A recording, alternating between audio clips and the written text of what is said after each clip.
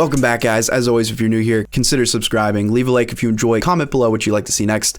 Today, we're going to be talking about some of these rotoscope clones that you see in this Lil Uzi movie music video. Now, the past 2 to 3 years, you guys see so many freeze frames in music videos, but you're not really seeing a lot of these roto clones. And now that After Effects' new update made the rotoscope tool a million times easier, let's talk about how you can use that tool to create some awesome looking stuff. I also recently worked on this new Fed the God Wiz Khalifa music video where I used this technique in there as well to have them kind of spawn in like you guys see and adding in some movement. So if there's a good spot like right here where you can do it, you can get a really nice final result. So let's hop in After Effects to show you how to do this. All right, so if you want to do this the easiest way possible, what I recommend you do is you find the place where you'd like to create the transition of your roto clone. So for example, say I want to do it right here. I would cut out this clip, drag a little bit to the left so that I have some area where I can work with where it pops in the before clip. And then what I'm going to do with this clip is actually render it out because I don't want to make things complicated. So you select that clip, Control C, throw that in a new sequence, and I'm going to File, Export, and I'll export it as an MP4 CBR 40 bit rate so we don't lose a lot of quality. Once you render that,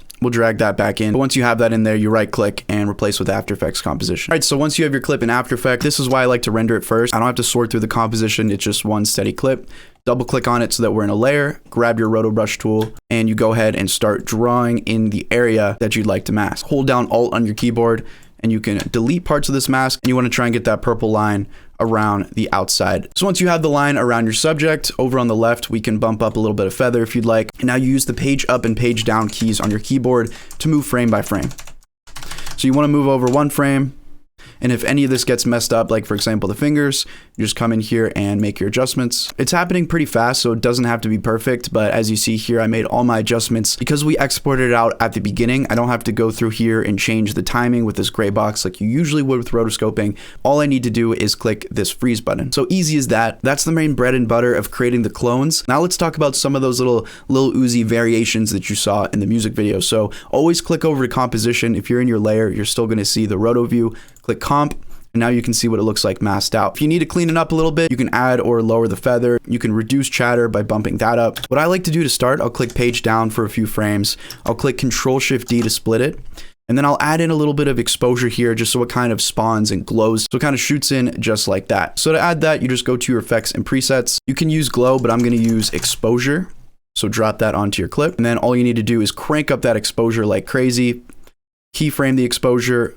Move to the end here and then set that back to 0. So now what you see, it's going to glow in, and now you have it sort of flash just like that. And of course, if you want, you can mix in the glow. So we'll drop in some glow, raise our radius. If you're using that dynamic link that I set up at the beginning, if you file save, you'll see how we have everything in Premiere ready to go. So you can color grade it from there, etc. Now let's talk about some of the variations you can do with this. Something that you can do with these clones is have them fly in or out from any direction.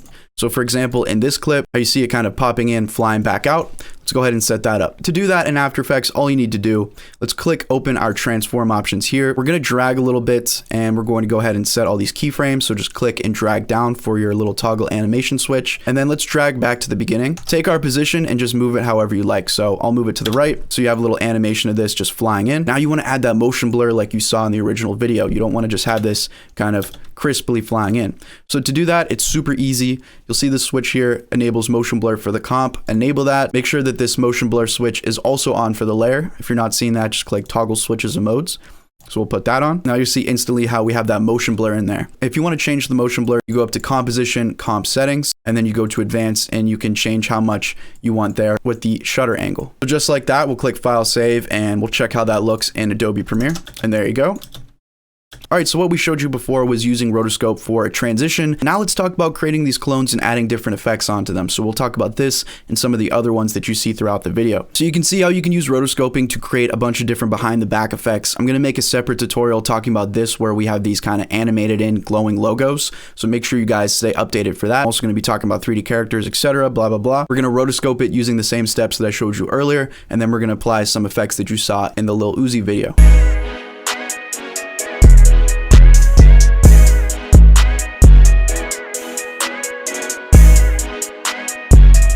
All right, again, super easy. I only had to make a couple of adjustments. Doesn't have to be perfect. We're placing things behind him. We don't need a perfect rotoscope mask. So we're going to click freeze here. Now pop back into your composition. What we want to do is, since we're placing this behind him, we need to duplicate this footage. So select it and click Control D to duplicate it. So we're going to name the bottom here original footage, and we're going to name the top clone distort. Let's take that clone distort layer and we're going to duplicate it again. So we'll click Control D, and then let's select original footage, and we're going to go to our effect controls up here, and let's delete the Rotobrush off of there so that it goes completely back to normal. So now that we have these two little clones at the top here, if we take the middle one, we can click P on our keyboard and change the position, and you'll see how that's now placed behind our subject. And you'll see if we only had one in here, if I hide the visibility of the top, now it's in front. So that's why we create that second duplication there, so that we can get the clips behind where we want. If you want to create this distortion here, all you need to do is add some sort of distortion effect. So I'm going to go to my effects and presets and look up turbulent displace,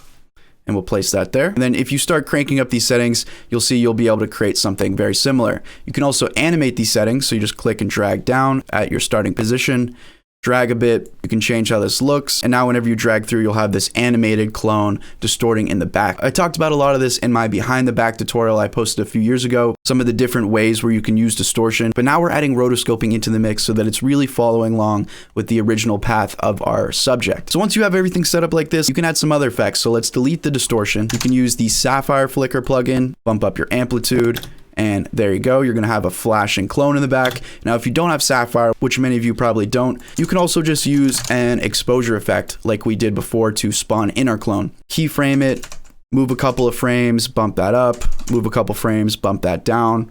So you get the idea to create that sort of flicker that you're going after. Another thing you can do with these clones is just keep duplicating to create some sort of accordion looking effect. You'll see they use this throughout a bunch of different spots in the video, and that's super easy. All you need to do is keep duplicating this behind the back clone. So you click Control D. So keep in mind the positioning whenever you are creating all these other duplications. It all depends on the layer structure. So this top one here, this is going to be obviously the one that's above all the rest. And this bottom one here, this is going to be in the very back. So you can use some keyframes to animate these if you want. I could click P here, drag a little bit, create a keyframe. We'll go back to transform and just reset, and we'll just keep doing that with all the other frames. So I'll click P on the second one to bring up position, drag past that keyframe, and we'll click to set our position here. Go to the beginning, and we'll click reset, and there you go. You can see how they grow out just like that. So creating little animations from the clones, super easy way to just add some depth in there. Those are the main tools that they use in that Lil Uzi video. If you guys want to see a tutorial from any of the other stuff that I did in this Wiz video, just comment down below. There's some other ways to use rotoscoping. There's creating these glowing symbols, adding in different assets. So whatever you're interested in, just let me know. As always, guys, thank you so much for watching. Leave a like if you did enjoy, subscribe if you're new, and I'll see you guys in the next one.